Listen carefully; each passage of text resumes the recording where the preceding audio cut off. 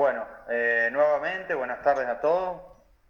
Espero que podamos sacarle provecho a esta pequeña charlita que vamos a tener, donde vamos a hablar principalmente de la humidificación en vía aérea artificial. Y como vamos a hablar un poquito, vamos a hacer mención un poquito al tema de los filtros, esto refiere al acondicionamiento de los gases inspirados, no únicamente en la parte de humidificación, sino también en lo que es filtrado de partículas. ¿Ok? Bueno, tenemos un montón de diapos, pero vamos a ir pasándolas bastante rápido, bastante ligero, porque hay algunas cuestiones que son bastante simples, básicas. Sabemos que al momento de la inspiración, el aire se va a condicionar principalmente en las vías aéreas superiores. Acá el aire se calienta, se humidifica y se filtra. De esta manera, el aire puede ir progresando durante la inspiración, ¿sí? hasta una zona anatómica más inferior, que es la llamada zona de saturación isotérmica, donde va a alcanzar las mejores condiciones. ¿Ok? En la vía aérea superior, lo que tiene importante la vía aérea superior es que a nivel del calentamiento, la mayor cantidad de calor, ¿sí?, va a estar entregándosele al aire desde la nariz. Esa es la importancia que tiene la vía aérea superior. Bueno, una esquemita más o menos del aparato respiratorio, las vías, pulmones. Después volvemos a lo que mencionaba recién, el punto de saturación isotérmica, que es una zona que se encuentra a 5 centímetros por encima de la carina, más o menos a la altura de la quinta generación bronquial. Bien. En este punto de saturación, el aire va a alcanzar condiciones ideales para el intercambio gaseoso, es decir, aquí va a alcanzar una temperatura de 37 grados con una humedad absoluta del 100% y una humedad relativa de 44 miligramos por litro de aire. ¿Ok? Acá tenemos que hacer rápidamente la salvedad entre humedad absoluta y humedad relativa.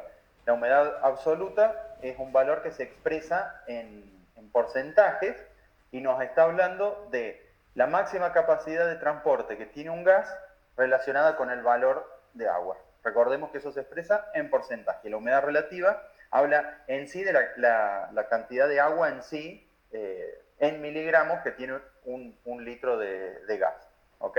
Este es un valor que es mucho más importante y relevante en comparación con la humedad absoluta. ¿Bien? Sabemos que si el aire llega al punto de saturación isotérmica y alcanza las condiciones ideales, esto va a favorecer a un buen aclaramiento mucociliar, lo que contribuye a mantener la integridad de la mucosa y del epitelio ciliar.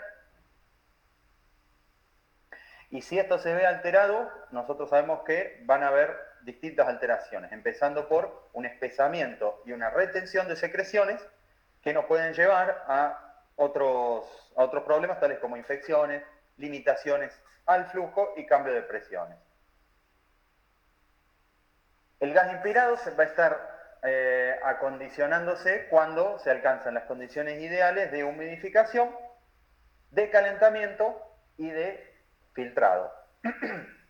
Tanto la humidificación como el calentamiento pueden lograrse a través de sistemas pasivos o activos.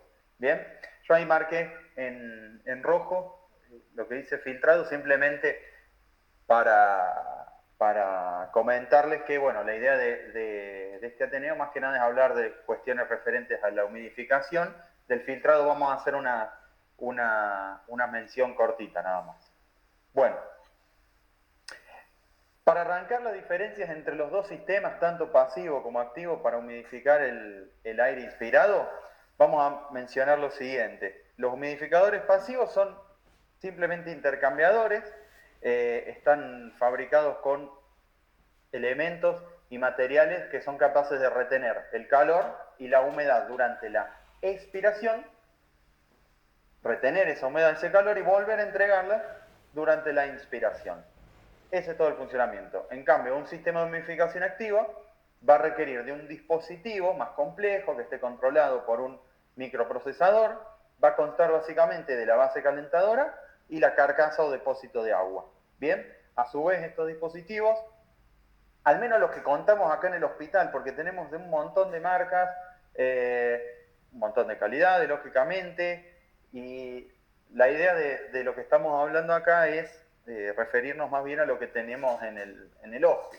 En el HOSPI al menos tenemos humidificadores que son autorregulados, ¿sí? Que tienen sensores de temperatura que forman parte de un sistema de retroalimentación que permiten mantener una temperatura constante dentro del dispositivo humidificador y dentro de la tubuladura del cable calentador. Bien. Vamos a explicar más de lo mismo. Respecto de la humidificación pasiva, lo que podemos decir es lo siguiente. Cuando el paciente expira, ¿sí? El intercambiador de humedad y calor va a ganar calor. Ese calor queda retenido en el intercambiador y durante la inspiración el intercambiador va a entregar ese calor y esa humedad hacia la vía aérea del paciente. ¿Ok? Ese sería más o menos el camino que va a seguir el aire y cómo se va a ir cargando de humedad y calor. Bien, respecto de la humidificación pasiva tenemos distintos tipos de humidificadores de acuerdo a la tecnología y al material con el que se han fabricado. Los más comunes son los intercambiadores de calor y humedad. Estos los vamos a ver en las etiquetas posteriores de los filtros, en los paquetitos que vienen, ¿no es cierto? Con las letras HME. ¿Sí? Las siglas HME hacen referencia a que tenemos un humidificador pasivo y es simplemente un intercambiador de calor y humedad. El material con el que está fabricado es con un material hidrófobo que lo que hace es retener la humedad durante la expiración y entregarla en la inspiración. Después tenemos otros dispositivos que son los intercambiadores higroscópicos. Estos tienen una sustancia dentro del intercambiador que lo que permite es retener la humedad y nuevamente entregarla en la inspiración. Igualmente estos intercambiadores, ¿sí? Que pueden tener una membrana hidrófoba y un elemento higroscópico, pueden ir combinados. Así que ahí tenemos otro tipo de humidificadores pasivos, ¿sí? Y después tenemos los intercambiadores con el filtro, que de eso ahí hablamos un poquito más adelante. Bien, acá en la imagen podemos ver en la esquina superior izquierda, el que aparece con las siglas HME, ahí tenemos un intercambiador simple con una membrana hidrofóbica, ¿bien? A la derecha tenemos el intercambiador que está fabricado con un material higroscópico, ¿bien? En la esquina inferior izquierda tenemos el filtro, ¿sí? Combinado con el intercambiador de calor y temperatura, y a la derecha tenemos el intercambiador que está fabricado con un material higroscópico y a la vez tiene un filtro. Estos son los que mejores prestaciones nos dan en cuanto a filtración y intercambio de calor y humedad de forma simultánea, sin tener que utilizar dos dispositivos separados que, bueno, en ciertas condiciones pueden aumentar el espacio muerto. Bien, y acá tenemos un esquemita de lo que les comentaba recién, un intercambiador que tiene una parte hidrofóbica y otra parte higroscópica, ¿sí? Bien, básicamente lo que comenté recién eran algunas generalidades del acondicionamiento del aire inspirado. Les había comentado que vamos a pasar muy por encima el tema de el filtrado de partículas, que es otra de las funciones de la vía aérea superior. Bien, los filtros sabemos que se van a estar utilizando para que partículas indeseadas no lleguen al paciente, ¿sí? Las mismas partículas van a quedar atrapadas en el filtro. Los filtros pueden ser mecánicos o pueden ser electrostáticos, ¿bien? Los filtros mecánicos están compuestos por lámina o láminas de fibra de vidrio, ¿sí? Que están sumamente compactadas y plegadas entre sí, unidas con resina, plegadas varias veces sobre sí mismas, para poder reducir el espacio muerto. O sea, los filtros mecánicos, justamente por un mecanismo de detención de partículas por tamaño, van a estar trabajando. Acá en las imágenes tenemos, tenemos algunos ejemplitos de filtros mecánicos. Por lo general suelen ser más grandes en tamaño, ¿bien? Estos van conectados por lo general a la línea expiratoria. En la esquina inferior izquierda tenemos un filtro que es muy parecido a los filtros con los que sabemos contar en terapia para los respiradores Macket, ¿sí? Acá yo le tomé foto a los filtritos de los respiradores Macket, que bueno, dan una mejor prestación para este tipo de respirador. Bien, recién les comenté que tenemos los filtros mecánicos por un lado y después tenemos los filtros electrostáticos. Los filtros electrostáticos simplemente atrapan partículas cargadas. Acá en el OSPI, por ejemplo, tenemos los de esta marca, DAR. Es importante que siempre veamos las etiquetas posteriores porque a veces nos puede, por ahí en la vorágine del trabajo, de ir un poco rápido, podemos llegar a confundirnos entre lo que es un filtro o un intercambiador de calor con filtro o solo un intercambiador. Ahí está buenísimo ver la información que tenemos en la parte posterior, ¿sí? Acá podemos ver que este filtro soporta un volumen corriente de entre 150 y 1200 mililitros. Sabemos que es un filtro electroestático, no es mecánico. Bien, esta marca no nos da, en este caso, el valor real del espacio muerto, ¿sí? Simplemente lo clasifica en small o petit, bien, pero es un filtro de bajo espacio muerto. Después tenemos los de esta marca que se llama Hans. Acá sí nos dice, no sé si se alcanza a ver la flechita, a ver, sí nos dice en la parte derecha donde dice características, ahí nos menciona todas las especificaciones, que es electroestático, tiene un puerto para un capnógrafo, es de baja resistencia, tiene un espacio muerto de 30 mililitros, etc. Siempre está bueno ver las etiquetas, las partes posteriores de los envoltorios de los filtros y los intercambiadores, porque nos pueden proporcionar información que se nos puede llegar a pasar por alto. Lo mismo con otro filtro. Este es un filtro también de bajo espacio muerto, de la marca Drager. Y acá tenemos el filtro combinado con el intercambiador de calor y humedad, que con esto trabajamos bastante seguido. Acá podemos ver el esquemita que les explicaba recién. Estos son los que se conocen como HMEF, ¿bien? Esto sería, a ver, guarda con mi inglés, Heat and Moisture Exchanger and Filter. Bueno, más o menos, a lo Carlitos TV. En la etiqueta podemos ver que es un filtro, la parte de filtración es de forma electrostática y ahí tenemos información como que este soporta un volumen corriente de 150 a 1200 mililitros, similar al anterior, y ya sabemos que el filtro es del tipo electrostático. Bien, pasamos el tema de filtros, ¿sí? Seguimos hablando de la parte específica de humidificación. ¿Cuáles son algunas de las consideraciones que tenemos que tener en cuenta? Respecto del espacio muerto, un espacio muerto ideal es aquel que va entre los 50 y 60 mililitros. La mayoría de intercambiadores que tenemos acá son de un espacio muerto de 50 mililitros.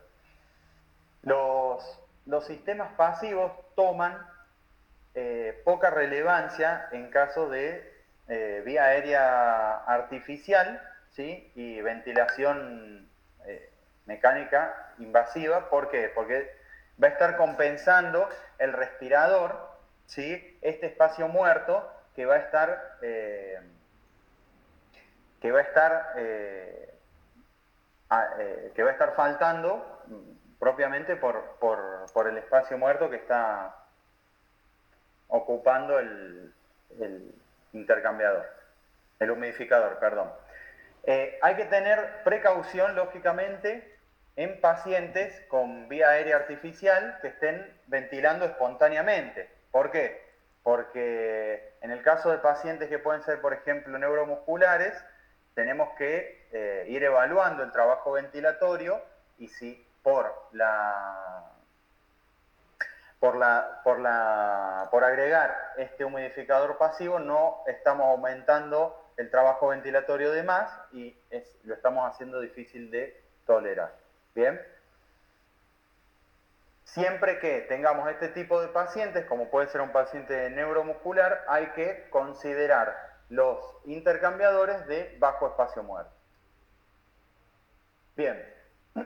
Lo que podemos ver al lado de la cama con los humidificadores pasivos es ver si hay presencia de condensación en la vía aérea o en el mismo intercambiador. Si vemos unas gotitas, vemos condensación, eso es un buen indicador. Y lógicamente, si las secreciones tienen una viscosidad adecuada y una baja adherencia, estamos ante indicadores de un buen funcionamiento del sistema de humidificación que hemos elegido. Bueno, los sistemas pasivos de humidificación siempre se tienen que colocar delante de la I del circuito respiratorio. De esta manera, el humidificador va a ser parte de la vía aérea y no parte del circuito. Bien, es importante realizar un monitoreo continuo del intercambiador, ver si el mismo está impactado, por secreciones, por sangre, si hay agua. Bien, una cosa es ver condensación y otra cosa es ver en la parte inferior agua acumulada y donde nosotros ya podemos ver la línea de la superficie de ese volumen de agua que se ha ido acumulando. Si estamos en una situación así, automáticamente hay que cambiar el humidificador. Bien, sabemos que los intercambiadores higroscópicos me van a dar una humedad absoluta mayor, o sea que si tengo que elegir entre uno u otro, conviene siempre un intercambiador higroscópico, en comparación lógicamente con un intercambiador de membrana hidrofóbica. Bien. Respecto al volumen minuto, sabemos que los humidificadores, para que funcionen óptimamente, según fabricantes, van a estar funcionando mejor cuando tenemos un volumen corriente programado de entre 500 y 650 mililitros, generando un volumen minuto menor a 10 litros por minuto. ¿Ok? En caso de pacientes con EPOC, los humidificadores se sugieren cambiarlos cada 48 horas y cada 72 o 96 horas en el resto de pacientes o pacientes no EPOC. Bien, al momento de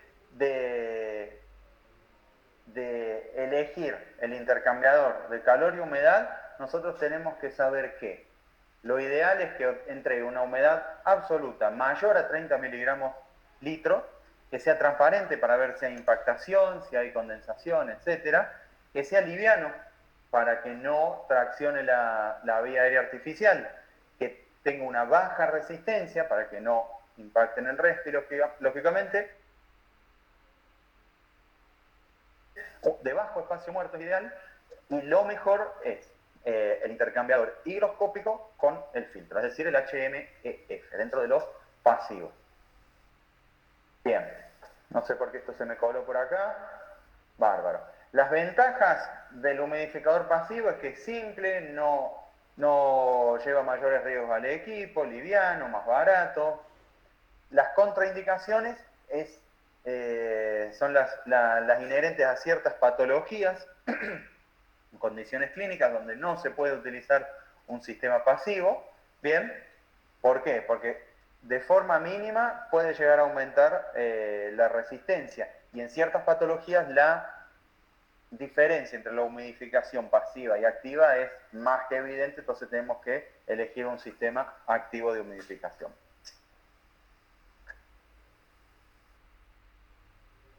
No sé si ahí... Sí. Me parece que he pegado de vuelta unas diapos. Bueno, continuamos.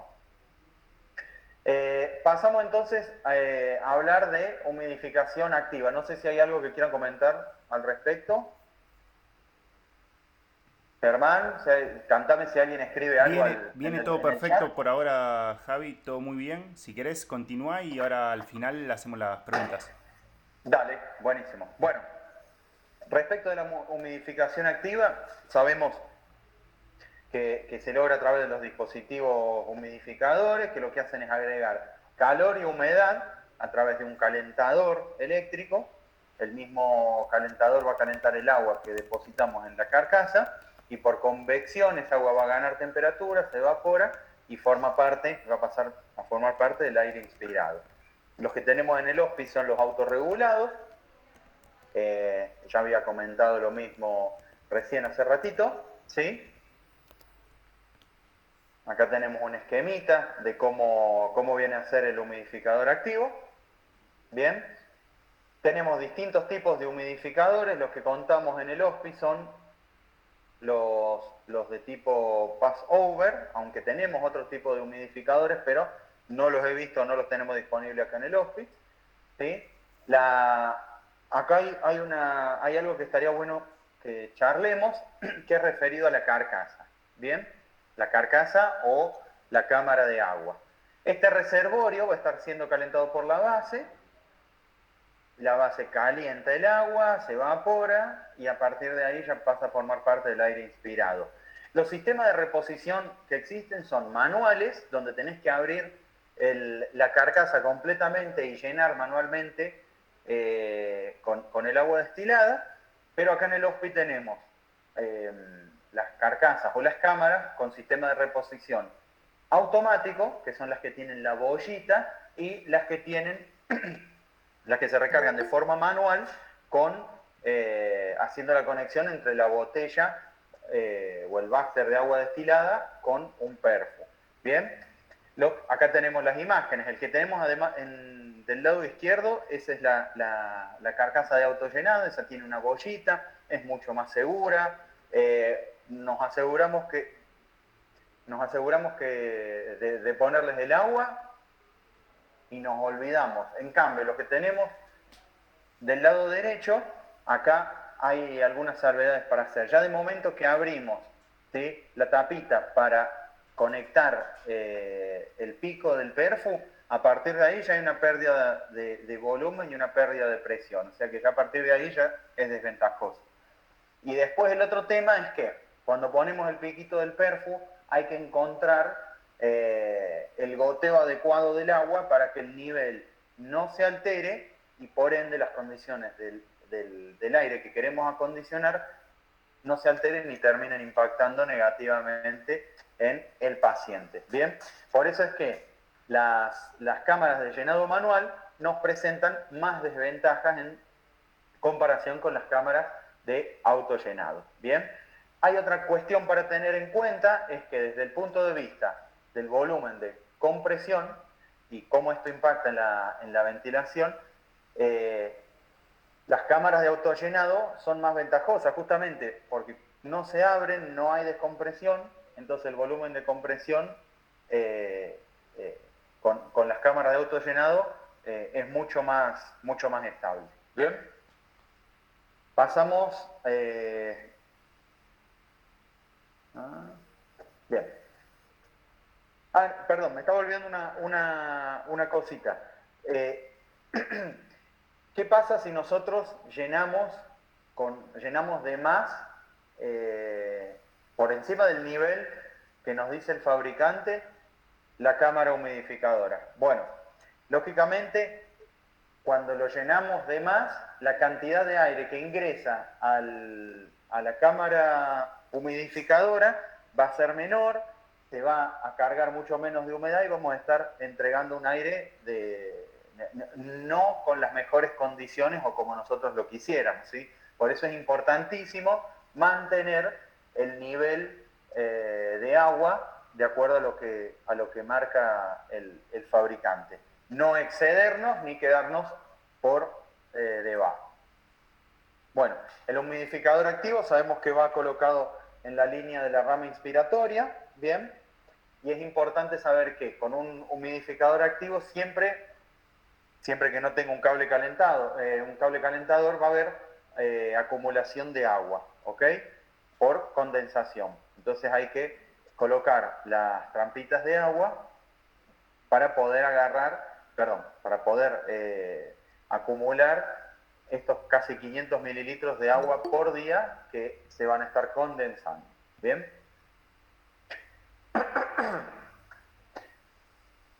Respecto de los circuitos que tenemos para los sistemas activos de humidificación, tenemos los que tienen la trampita o los que tienen el cable calefaccionado. Los que tienen la trampa de agua, ¿sí? Sabemos que el vapor de agua que se condensa va a caer por gravedad en estas trampitas de agua, que va a estar ubicado en un punto medio, ¿sí? Por gravedad va a estar drenando. ¿Y qué más? Después tenemos los otros circuitos, que son los circuitos que tienen un cable calefaccionado, un cable enrolladito adentro, ¿bien?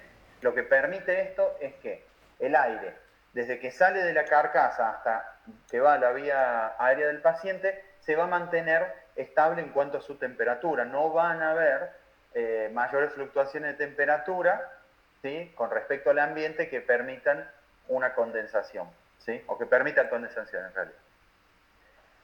También estos cuentan con lo mismo que hablamos recién, con los sensores de temperatura, que van a formar un sistema de retroalimentación donde si el agua está demasiado fría, por ejemplo, el sensor va a detectar esta temperatura y va a poner en funcionamiento el equipo para empezar a calentar el agua, ¿sí? Es importante que estos circuitos tengan alarmas audibles y visuales, ¿sí? Y que cuando pasen un límite de temperatura corten automáticamente, es decir, no sigan calentando. Creo que con todos estos equipos contamos acá en el HOSPI, lo cual es bastante bueno. ¿Bien? ¿Qué es importante ver siempre con los sistemas activos de humidificación? Ver las tubuladuras, ver que el agua drene hacia las trampas y no hacia la vía aérea artificial. Las trampas tienen que quedar correctamente posicionadas y eso es algo que tenemos que ver todos y todas, ¿sí? Tiene que estar en el punto más bajo, en el punto de declive, con respecto a la vía aérea artificial y el humidificador, y periódicamente controlar y ver el nivel del agua, ver la temperatura. Sabemos que, por ejemplo, con los equipos que tenemos en el HOSPI, ante bajones de tensión, o nos ha pasado cuando se ha cortado la luz y no se ha restituido automáticamente, ¿sí? El aparato, el humidificador activo, se apaga y cuando vuelve la luz automáticamente y de forma predeterminada queda configurado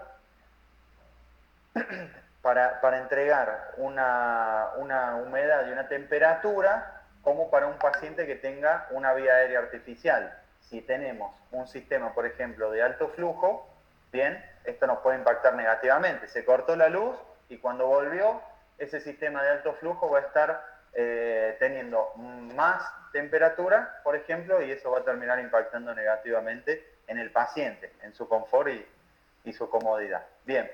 La Asociación Americana de Cuidados Respiratorios recomienda que el aire acondicionado, el aire que nosotros acondicionemos tenga una humedad absoluta de entre 33 y 44 miligramos por litro, una humedad relativa de 100, y la temperatura oscile entre los 34 y 37 grados.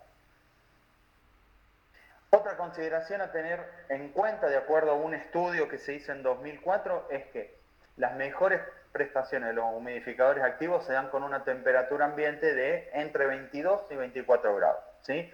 En esas condiciones hay un estudio que habla que en estas condiciones de temperatura ambiental es mucho mejor para el rendimiento de los humidificadores activo. ¿Qué pasa si la temperatura es muy alta o muy baja? Si es muy alta, ¿sí?, el aire que sale desde el respi simplemente pasa por la cámara humidificadora, ¿sí?, no recibe el aporte de vapor de agua suficiente y va a estar ingresando al paciente con un bajo nivel de humedad, y ya sabemos las consecuencias de esto. Si la temperatura ambiental es muy baja, la posibilidad de condensación a lo largo del circuito siempre va a estar existiendo, ¿sí?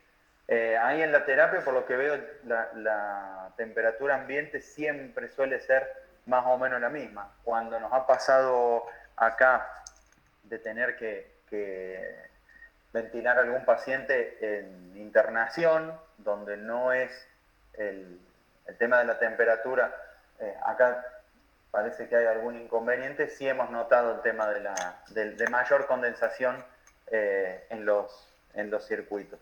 O sea que la influencia de la temperatura ambiente es importante y hay que tenerla en cuenta. ¿Bien? Germán, no sé cómo estamos con el tiempo, o nos pasamos a las preguntas. Vamos bien, no sé cuánto queda. Bien, dame un segundito y ya estamos. Dale. Ok, bueno. Hay unos estudios que se hicieron en el año 94 y 2004 que nos hablan del tiempo de contacto que va a tener el aire inspirado, ¿sí? El tiempo de contacto que va a tener el aire inspirado con el agua. Cuando se ha trabajado con flujos intermitentes, ¿sí?, no han habido, cuando se estudiaron los flujos intermitentes, se notó que no hubieron cambios significativos respecto a la humedad entregada. Esas fluctuaciones de flujo no alteraron significativamente la humedad que tenían que entregar. En cambio, con flujos que sean continuos, mayores a 45 litros minuto, bien, los valores al menos de humedad relativa, ¿sí?, terminaron siendo menores a los programados. Y ni hablar cuando los flujos son mayores, ¿no? Flujos arriba de 45, los de 90 que se han estudiado, a medida que el flujo es mayor, disminuye el tiempo de contacto con el agua, por ende la humedad con la que se carga ese aire es menor, y de esa manera el aire no va a estar siendo entregado de forma acondicionada. ¿Ok? Bien, en el caso de que el respi esté trabajando con flujos mayores, esto es algo para que pensemos y para que al menos consideremos. Podemos utilizar dos humidificadores en serie, ¿sí? Es algo que podemos hacer y al menos lo tenemos que considerar cuando las configuraciones del respi, ¿sí?, nos acerquen a flujos al menos arriba de 45 litros minuto. Si estamos con flujos arriba de 45 litros minuto, ya al menos tenemos que considerar o evaluar si no es necesario utilizar dos humidificadores en serie. ¿Bien? Bueno, un tema que vamos a dejar seguramente para otro Ateneo, que creo que habíamos hablado con Germán, es el tema de las neumonías, ¿no? Los humidificadores activos en relación con las neumonías asociadas a ventilación mecánica, lo que sabemos es lo siguiente: no tenemos evidencia de que los humidificadores activos favorezcan al desarrollo de neumonías asociadas a ventilación mecánica, ¿sí? Sí sabemos que con sistemas activos de humidificación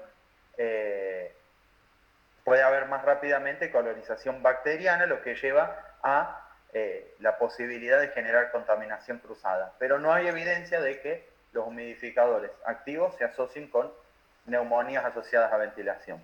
¿Bien? Bueno, lo último para ir cerrando, perdón, ahí se me colgó, es lo siguiente. En estos escenarios donde tenemos, por ejemplo, un síndrome de distrés respiratorio agudo, la sugerencia es la de usar o utilizar sistemas activos de humidificación. ¿Por qué? Porque como se van a estar utilizando estrategias ventilatorias con un bajo volumen corriente, ¿sí? Nosotros sabemos que las mejores prestaciones de un humidificador pasivo se dan con volúmenes corrientes de entre 500 y 650 mililitros. Si utilizamos bajos BT, está bueno utilizar sistemas activos de humidificación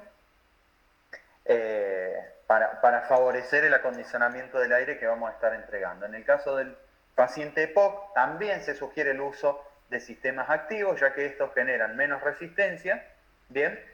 Y van a estar favoreciendo la exhalación del gas, con lo importante que sabemos que es el tiempo expiratorio del paciente, ¿bien? A la vez que un sistema activo, como me va a entregar mayor humidificación, esto me va a venir muy bien para tratar las secreciones. En el caso de las fístulas broncopleurales, es similar al síndrome de distrés respiratorio agudo. ¿Por qué? Porque se van a estar utilizando estrategias de bajo volúmenes corrientes. Entonces, en este caso, como un humidificador pasivo no estaría cumpliendo las condiciones ideales en cuanto al BT, nuevamente lo ideal es utilizar un sistema activo de humidificación.